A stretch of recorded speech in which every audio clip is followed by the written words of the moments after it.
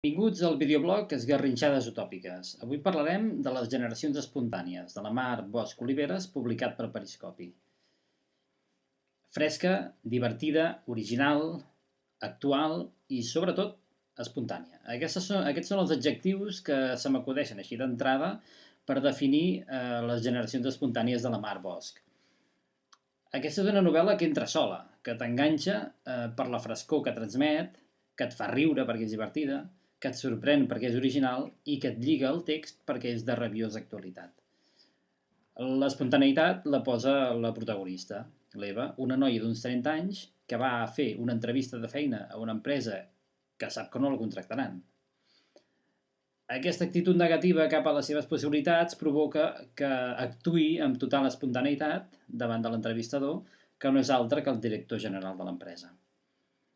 Bona part de la novel·la és un diàleg entre la protagonista i l'entrevistador. Això fa que el text estigui construït com a tal, amb expressions col·loquials, amb un discurs de ritme trepidant i amb reflexions sobre la seva manera de veure la vida que s'entrellacen amb allò que realment li pregunta el director general.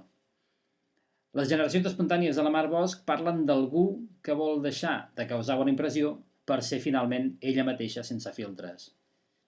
Quin bany de realitat més gran hi ha que aquest?